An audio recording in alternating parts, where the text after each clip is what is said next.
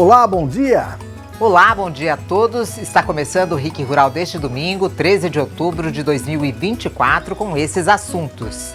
Estudo da Universidade Estadual de Maringá utiliza a cinza de bagaço de cana como alternativa para a fabricação de asfalto. Ele possibilita melhora em alguns termos de resistência mecânica do pavimento, isso é, para ele durar mais ou para ele suportar mais os esforços do tráfego.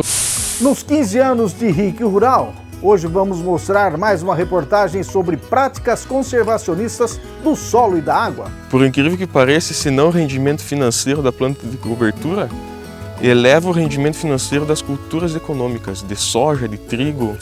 O Paraná é o maior produtor e exportador de frango do Brasil. Nós temos condições, uma qualidade técnica incrível. Flores ornamentais apresentam um crescimento de 15% na produção do Paraná. A rosa do deserto se destaca entre elas. Rosa do deserto é uma planta que resiste em qualquer lugar, de qualquer estado você pode enviar que ela vai resistir sim, entendeu?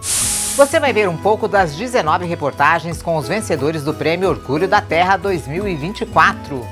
E no Sabor da Terra, gente, a receita do cupim na cerveja preta. O programa RIC Rural está no ar.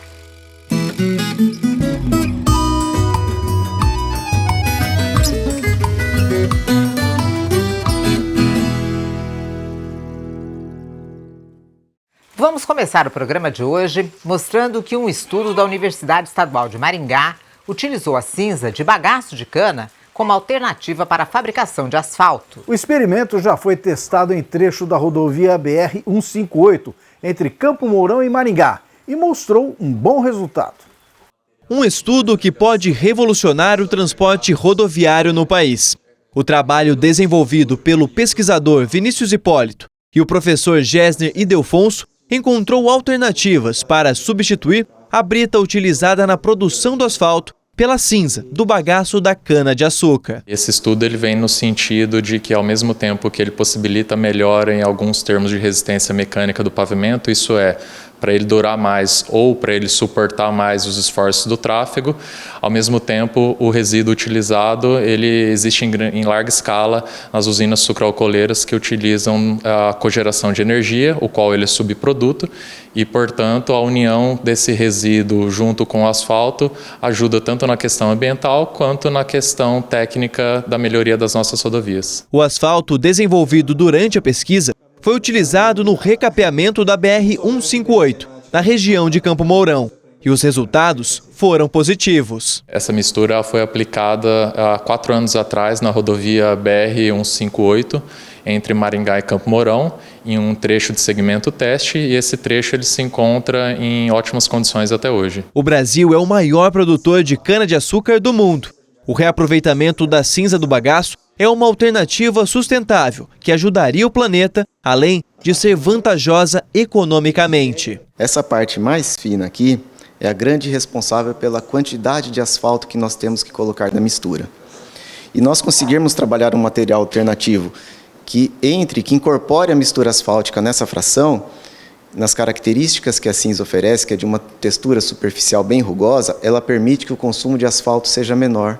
Se nós imaginarmos que o asfalto é um dos materiais mais caros usado em pavimentação e nós conseguirmos reduzir esse custo, a mistura final também tem um custo reduzido. E se a gente consegue reduzir o custo da mistura final, é possível aplicar com a mesma quantidade de dinheiro uma área maior de pavimentação. A pesquisa desenvolvida aqui em Maringá ganhou repercussão internacional. O estudo foi reconhecido e publicado pela revista Scientist Reports, um dos periódicos científicos mais bem avaliados do mundo. A UEM ela é uma referência, né, em termos de publicação, em termos de divulgação de resultados e de soluções para problemas sociais. E o programa de engenharia urbana, que é o que nós participamos aqui na universidade, ele visa dar solução também para os problemas urbanos. E um dos grandes problemas que nós temos é a geração de resíduos da produção de energia das usinas sucroalcooleiras. E outro problema que nós temos é o de pavimentação. Então nós queremos pavimentos mais duráveis. E com isso nós conseguimos aliar durabilidade com reaproveitamento do resíduo. E vamos aos preços agrícolas.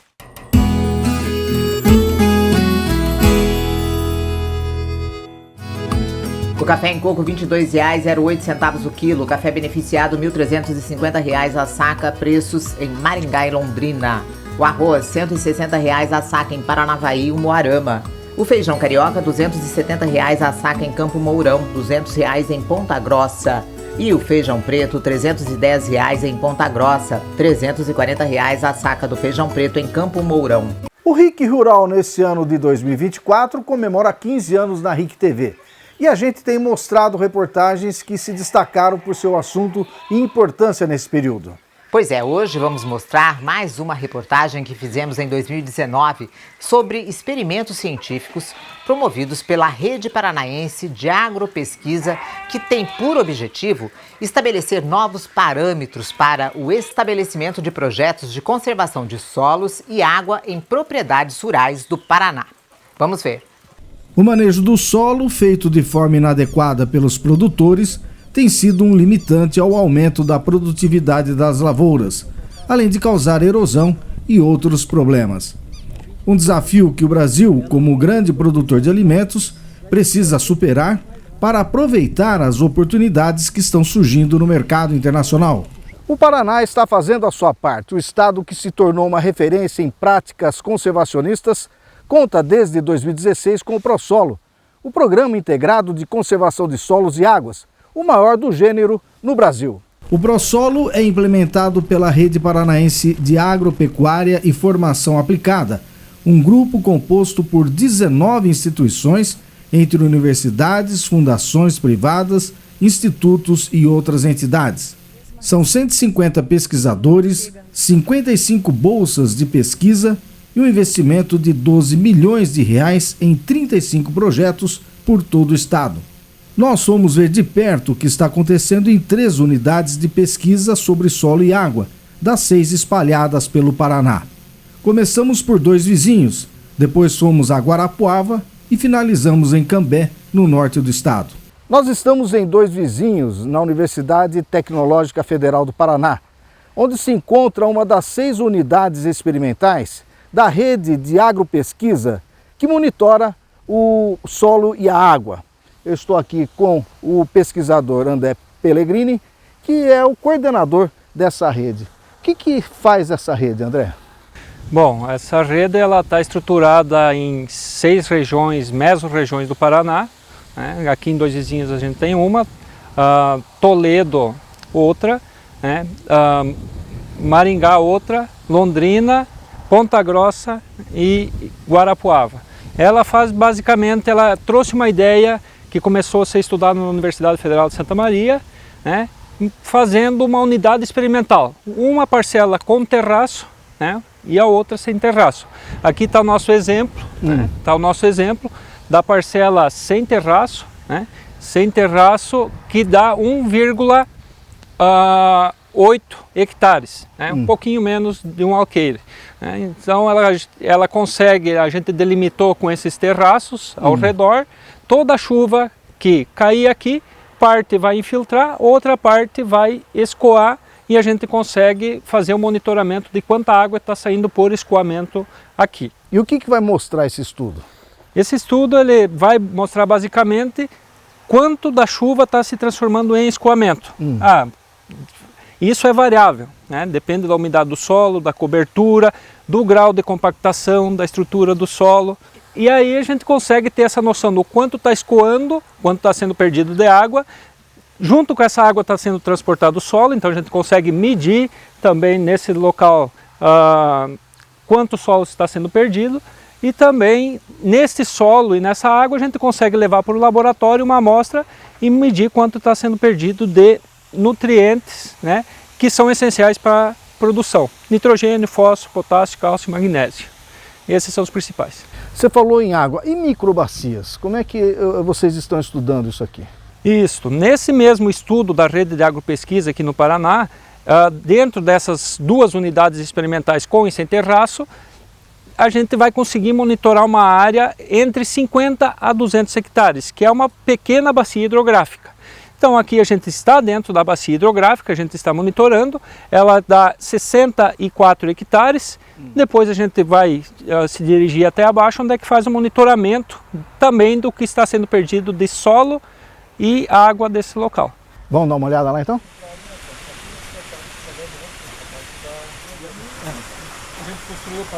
Lá a gente tinha uma situação de lavoura, de parcelas, Tá. com e sem terraço. Aqui já é a bacia hidrográfica.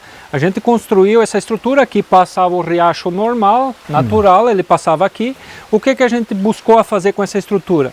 Construir um local onde que a gente colocou essa parte azul, com uma calha partial, que é para medida de vazão, e com ela toda a água que vem de cima, que aqui a gente tem a situação da água que infiltrou há um mês atrás, digamos, que foi as chuvas mais significativas, mas se quando chove excessivamente e gera muito escoamento superficial, a gente consegue monitorar a vazão. Quantos litros de água está passando por segundo. Certo. Então a gente Igual consegue... nós vimos lá. Igual nós vimos lá. E o que a gente tem ainda aqui? Ó, ali na frente a gente tem um turbidímetro. O turbidímetro ele mede a turbidez da água, a cor da água. Se a água está passando limpa, tem uma baixa turbidez. Se está passando com muito solo, sedimento que está vindo por arraste pela erosão, essa turbidez aumenta. E esse fio registra, leva lá para dentro do nosso local de captação dos dados, e a gente consegue monitorar de minuto em minuto, de 5 em 5 minutos, o quanto está passando de água e quanto está passando de solo. Juntando tudo isso, a gente consegue chegar no final quanto solo está sendo perdido nessa área da bacia, que são 64 hectares. Quando é crítico? Quando é crítico é quando tem muito escoamento superficial, choveu e vem tudo por grande parte por cima, e a gente não dá para dizer é tudo, não. Sim. Com 20% de escoamento superficial é muito, muito. E essa água que vem por escoamento superficial, ela sai no mesmo dia. Já carregando tudo. Carregando tudo. E se ela infiltrar lá em cima, lá no terraço, lá na pastagem, ela vai infiltrar e vai levar uma semana, um mês, para estar passando aqui. Então é isso que interfere em ter mais água, ter mais água e mais água com qualidade. E uma boa conservação do solo com as suas coberturas e suas lavouras recomendadas pela pesquisa. É isso que une. Tu manejando bem o solo, bem as lavouras, a pastagem, tudo isso reflete em ter mais água em uma bacia hidrográfica. Mas André, eu queria conhecer uma propriedade onde se pratica boas práticas de manejo e conservação do solo e da água. Bom, a gente tem contato com o produtor aí que a gente consegue chegar facilmente. Vamos lá então? Vamos lá.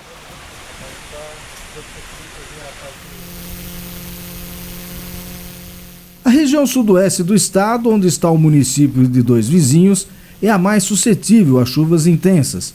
Essas chuvas geralmente coincidem com o período de plantio, quando o solo está com pouca cobertura e que pode ocorrer erosão, muito comum na região, mas não em propriedades que adotam o que a pesquisa indica, como nessa propriedade da família Link. Desde 1980, quando foi o início no Paraná inteiro do sistema de plantio direto, meu avô construiu os terraços e de lá para cá sempre teve esses terraços aqui. Numa comparação com o plantio direto de 1983 para hoje, qual é a comparação que você faz? Como é que era antes e agora? Mantém-se a mesma prática? Mudou alguma coisa? De lá para cá, pelo histórico que meu avô me contava, que meu pai me contava, e hoje com nós trabalhando todos juntos, eu com meu pai e meus irmãos na propriedade, tem se adotado muito mais plantas de cobertura na área, trabalhando pelo menos com uma planta de cobertura por ano. Então a gente faz uma safra de verão bem boa, aí uma cobertura no outono, que fica 60, 90, 120 dias, e uma safra de inverno, que geralmente é trigo. Ou nas áreas que vai a rotação de cultura milho, a gente trabalha com aveia e nabo antes da semeadura do milho, e com o feijão pós a colheita do milho. E daí fica uma rotação de culturas assim, aveia mais nabo forrageiro no consórcio, aí milho, feijão e vem o trigo no inverno. No outro ano vem a soja, aí no outono do outro ano a gente trabalha com um mix de planta de cobertura, ou somente cultivo de milheto ou nabo forrageiro, conforme são as condições da área e de compactação de solo. A gente escolhe a cultura que vem no outono daí. Pellegrini, essa palhada que a gente vê mesmo embaixo aqui do trigo, Do que é? Bom, pode ver, Sérgio, aonde que tu consegue levar a mão, entre a linha tu já tem a palhada aqui de nabo forrageiro. Então pode ver, foi passado o rolo faca aqui, Lucas? Não foi feito semeadura direta. Semeadura. Então esse aqui é o corte da própria linha de semeadura do trigo, né, que cortou a palha. Mas aonde tu levar a mão na linha do trigo, vai ter uma boa cobertura. E como dá para notar, a gente está num período de déficit hídrico, faltando um pouquinho de chuva, e conversando com o Lucas, dá para dizer assim, é isso que está mantendo, dá para dizer assim, um bom crescimento do trigo nessa área aqui. Isso. Ô Lucas, agora, você deixando um período aí de cobertura, você não tem rendimento financeiro. Isso daí impacta no final da conta? Por incrível que pareça, esse não rendimento financeiro da planta de cobertura eleva o rendimento financeiro das culturas econômicas, de soja, de trigo e de milho e feijão. A gente tem notado aqui que em anos normais, que chove bem, chuvas bem escalonadas, nossas áreas têm a mesma produtividade de uma área normal, que não tem adoção de planta de cobertura, tem presença de erosões. Mas a partir de um ano como esse, que a última chuva boa que a gente teve foi fim de maio, a área ela responde melhor a esse déficit hídrico. Por ter os terraços, você consegue ter uma maior infiltração de água no solo, você segura mais água no seu solo. E com isso você prolonga a quantidade de água para as plantas quando tem um déficit hídrico. Então a planta de cobertura dá um retorno econômico, sim. Um retorno, por exemplo, mascarado, porque você não vê que a planta de cobertura está te dando, você não colhe ela, mas você colhe a soja ou o trigo estava em cima dela e eles respondem. Você tem uma universidade federal tecnológica aqui na tua região, com estação de pesquisa que a gente viu há pouco. O que isso te ajudou? Auxilia muito em tomadas de decisões, porque a gente sempre tem problemas. Na agricultura você sempre se depara com algo novo, seja em fitopatologia, seja em controle de insetos, seja em manejo de solo. E sempre a universidade tem alguma coisa a lhe oferecer, sempre a universidade está pesquisando alguma coisa que se encaixa em cada propriedade. Por exemplo, aqui o caso da planta de cobertura do nabo forageiro foi fruto de experimentos na universidade. Manutenção de terraços foi fruto de experimentos na universidade, entre outras coisas como fertilidade de solo, controle de plantas daninhas, controle de doenças, e tudo vem influenciando positivamente e serve como uma baita ferramenta para o produtor. E chegou a hora do Coisas da Roça.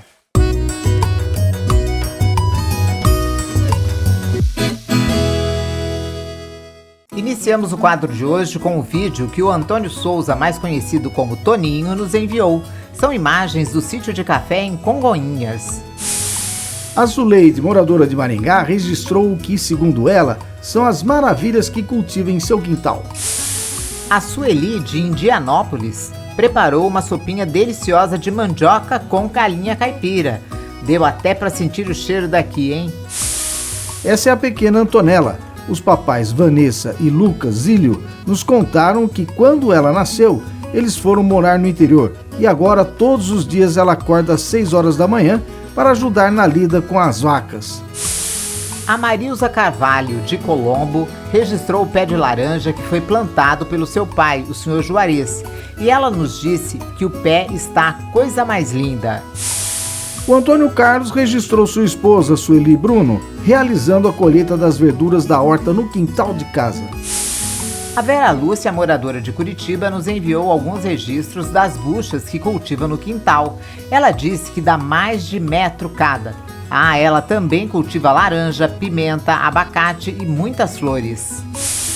Já a Sandra e o Leones, de Santo Antônio da Platina, estão orgulhosos de ver a primavera florindo, pois nos contaram que quando mudaram na casa, ela ficava em um canto sufocada pela grama. Regaram com amor e carinho e está assim, linda. E esse é o Potrinho Máximos. Ele tem 30 dias de vida e caminha pela Chácara Godoy. Quem nos enviou o vídeo foi a Cibele. O pequeno Renan tem apenas 1 ano e já se interessa pelas coisas da roça. Essa imagem foi feita pela Edicleia de Araucária. E a Marinês de Curitiba nos enviou registros das suas plantas preferidas. E para finalizar o quadro de hoje, olha só que legal. O Edson de Araújo mora em apartamento em Curitiba, mas cultiva um lindo pé de uva. Participe do Coisas da Roça você também. Registre um momento bacana da área rural ou de uma imagem que você acha bonita e mande a sua foto ou vídeo para o nosso WhatsApp 44 99855 8787. Bom, gente, agora vamos aos preços agrícolas.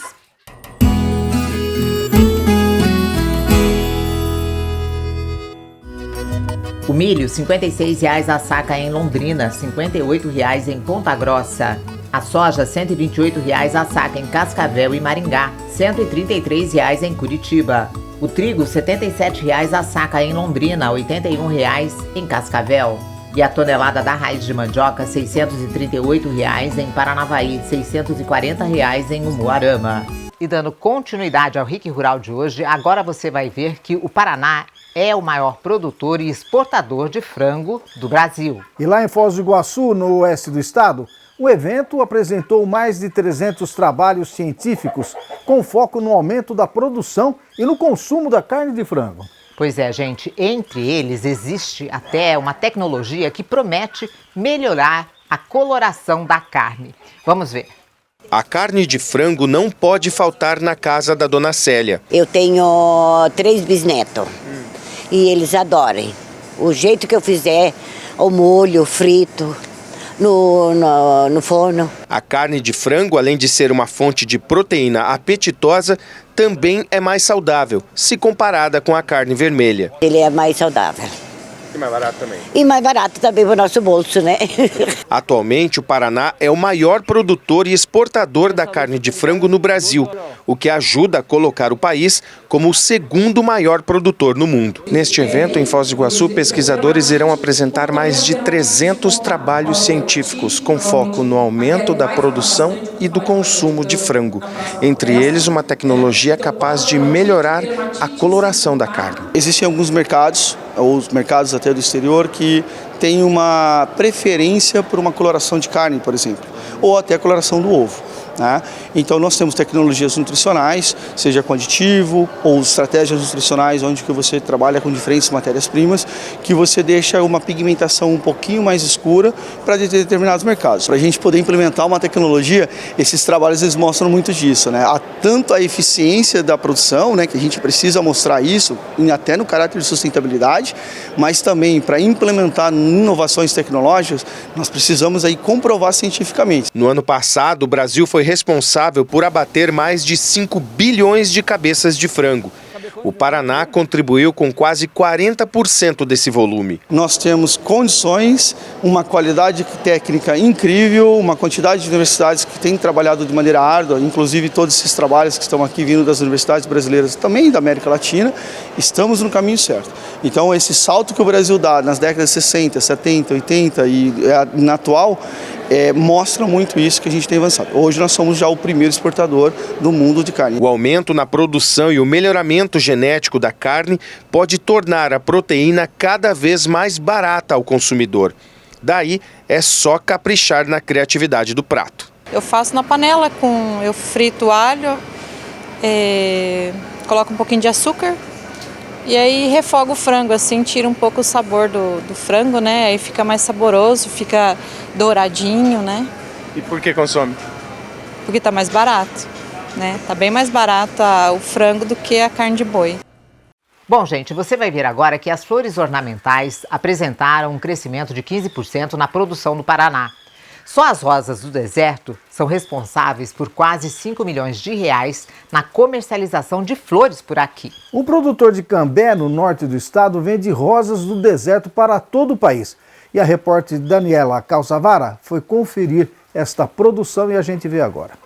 Era só um hobby e acabou virando profissão. Para se desligar do estresse do trabalho, Ítalo decidiu comprar uma rosa do deserto.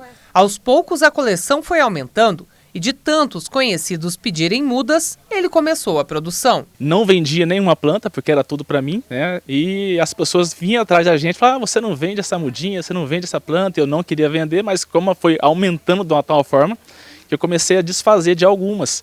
E é onde surgiu a ideia de começar a produzir e vender essa rosa deserto. Hoje, entre o sítio e a loja, são mais de 1.500 cores e variedades diferentes de rosas do deserto. Tem as de pétalas simples, as dobradas, outras que se abrem em forma de buquê. Difícil é escolher. A vontade é levar todas, uma de cada, mas a gente vai dar uma olhadinha. Eu quero as dobradas, branca que eu ainda não tenho. E a minha mãe eu não sei qual que ela vai querer, mas eu vou levar algumas. Haja grana, né? Se tivesse grana, levava todas. Dá vontade de abraçar um vazão desse aqui e já ir embora. Dá, abraçar e levar. A rosa do deserto movimentou quase 5 milhões de reais no Paraná em 2023. Os dados são referentes ao valor bruto de produção agropecuária do Departamento de Economia Rural. O segmento de floricultura teve uma alta de 15% em apenas um ano. O produtor de Cambé, no norte do estado, não tem do que reclamar. É um mercado que está em franco crescimento. Quando as vendas pela internet começaram, a média era de 20, 30 mudas por dia. Hoje, 10 anos depois, esse número também foi multiplicado por 10. A média agora é de até 300 mudas enviadas todos os dias. E antes disso, elas passam por um processo bem particular. São lavadas, passam por aplicação de fungicida e ficam horas no sol até ficarem bem secas. Tudo isso antes de serem embrulhadas e preparadas para serem levadas para o Brasil inteiro. Rosa deserto é uma planta que resiste em qualquer lugar, de qualquer estado você pode enviar, que ela vai resistir sim, entendeu? Existe um processo feito, né, para poder aguentar essa viagem, mas por si só ela aguenta sim a viagem. Pelas contas do Ítalo, ele já vendeu mais de 1 milhão de mudas. Os preços das mais simples começam em R$ 5,00. Se já estiver florida, é a partir de 15. E quando é enxerto, com detalhes mais especiais, o valor começa em R$ 35,00. Mas tem plantas muito mais caras do que isso. Hoje essa belezura, né, ela tem hoje média de 20 anos de idade e está no valor de R$ 4.500. Agora, por que chega nesse valor? Anos. Aqui foram muitos anos de cultivo, cuidado, né, e amor para chegar nesse preço. E eu acho que ainda é um valor muito barato pelo tanto de tempo que essa planta tem. E, assim, as flores, ela vai ficar a maior parte do tempo desse jeito? A maior época do ano, né, a maioria do tempo do ano vai florir sim, com certeza, entendeu? E essa não é mais cara que você já vendeu? Não, já temos mais caras, já vendemos plantas bem mais caras, acima de R$6.000. E para quem está pensando em investir nesse mercado, Ítalo tem um conselho. Primeiramente, eu estudei muito a planta, como ela funciona em modo geral, para depois começar a plantar, então para depois sim começar a vender e poder ensinar outras pessoas. Bom, e os preços do boi subiram, né, gente? Chegando aí a R$300 em algumas regiões do país. No Paraná, o preço também subiu. Vamos às cotações.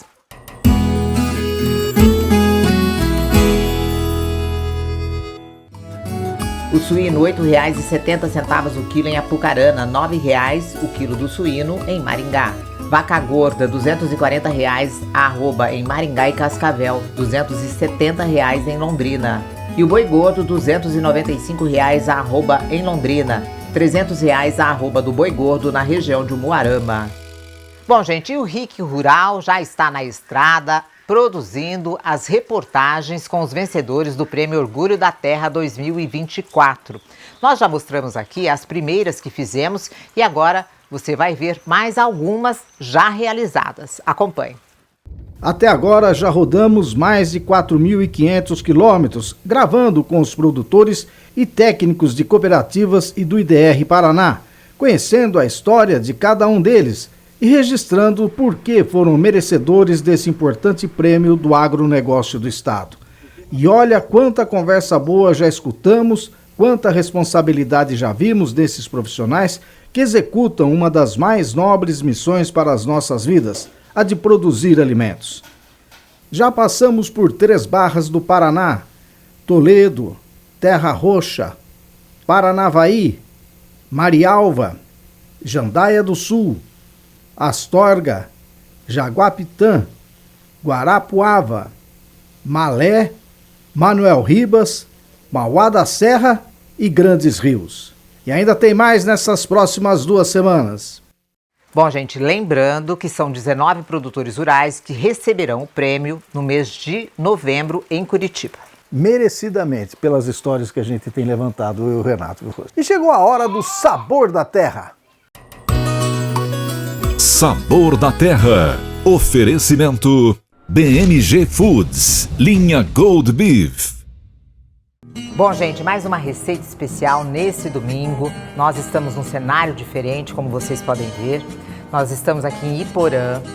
Viemos na BMG, que é um frigorífico que fica aqui na rodovia PR 323, onde a gente vai preparar essa receita. Nós estamos numa boutique de carne, uma boutique muito linda aí, como vocês também podem ver. Eu estou aqui com a nutricionista da BMG, a Daiane, e ela vai preparar pra gente uma receita que eu tenho certeza que vocês vão adorar, que é o cupim na cerveja, é isso? Cupim na cerveja, Rose. Ô, Daiane, o pessoal tem medo de comprar cupim e não saber fazer. Ah, mas hoje eu vou ensinar uma receitinha muito fácil e muito prática. Não tem erro. Olha só que bacana, gente. Eu adoro cupim. Ah, então você vai gostar muito desse também. Esse corte aqui é da linha Gold Beef. Gold Beef, ó, da BMG, né? Ela tem várias linhas, né? Isso, essa é a linha bovina. Bovina. Qual que é o primeiro passo? Então vamos lá. Nós vamos abrir a carne. Compra-se assim, né? Na boutique de carne, ou nos mercados aí por todo o estado. Um cupim, um tamanho bom, né? Sim, é uma peça de tamanho excelente essa daqui, que vai servir bem. E nós vamos temperar então agora. Isso, agora a gente vai temperar a carne. Primeira coisa é o sal. Primeira coisa. E na verdade, o único tempero que nós vamos adicionar é o sal. Então agora nós vamos temperar a carne com sal, somente com sal. Se espalhar um pouquinho, não tem problema, daí é só espalhar bem por toda a peça. Então temperamos o cupim com sal. E agora nós vamos levar na panela de pressão para selar a carne por todos os lados. Agora nós vamos selar a carne, vamos acrescentar azeite.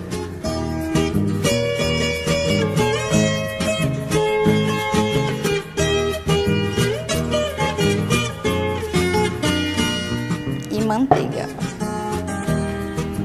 Uma colher.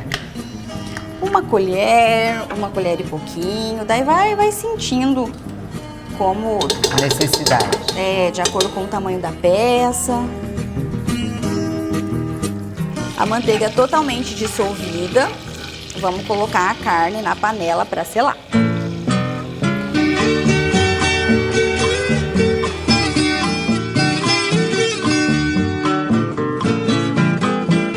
Agora nós vamos virar o cupim para ver como que tá o ponto dele.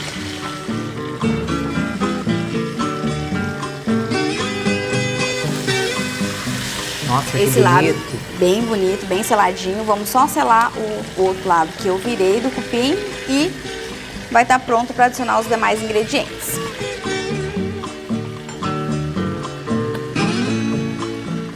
Vou adicionar um pouquinho mais de sal.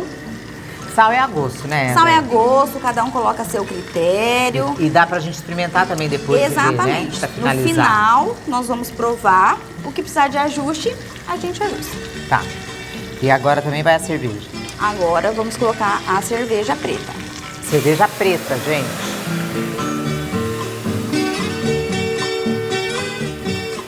Aqui são 2 latas? 2 latas de cerveja preta para uma peça de cupim.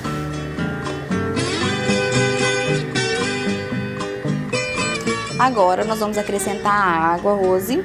A água é até cobrir? Até cobrir, exatamente. Qual é o tamanho desse cupim mesmo? Aproximadamente 1,2 kg. 1,2 kg, 2 latas de 2 cerveja latas de preta. cerveja preta, exatamente. Vai provar? Provar para ver como é que tá de sal.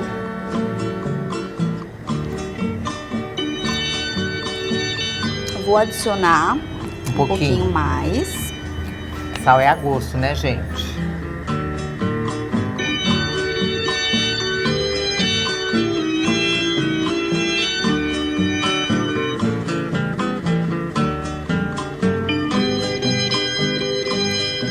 meu paladar tá bom, gente.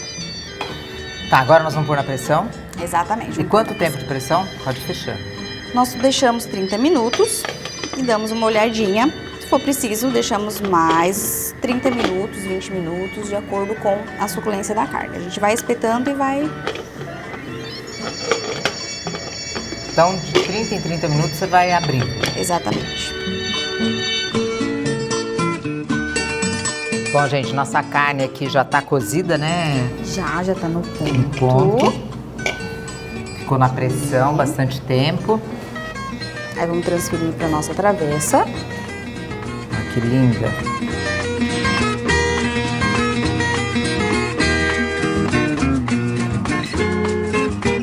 Pode ser servido com purê também, né?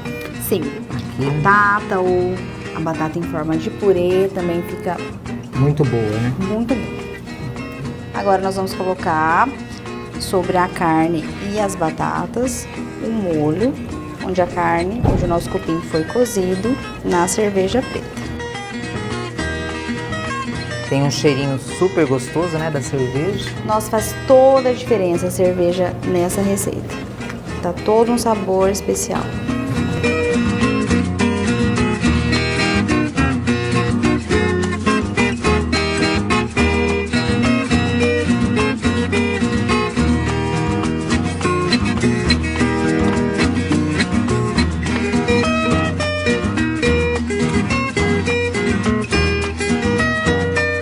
Gente, olha só que delícia. Vou cortar aqui um pedacinho, Renato, olha.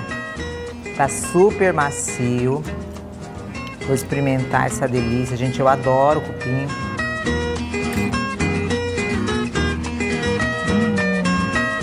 Pedacinho de batata. Nossa senhora, que delícia. Aprovado? Nossa, Daiane, muito bom. Vamos? Come aí, vamos comer comigo. Provar. Gente do céu, olha como corta fácil. Faca de mesa, olha só como tá derretendo o cupim. Suculento, né? Suculento, muito saboroso, pegou o gostinho da cerveja. Nossa, adorei. Muito bom. Muito bom. Nossa, Daiane, muito bom mesmo. A batata pegou bem o sabor, Pegou né? bem o sabor, ficou com uma cor linda. Gente, um prato especial para um domingo, tem tudo a ver com domingo. Muito bom mesmo, Daiane, obrigado. Obrigada a você. Adorei, gente. Espero que vocês de casa também tenham gostado. Sabor da Terra. Oferecimento BMG Foods, linha Gold Beef.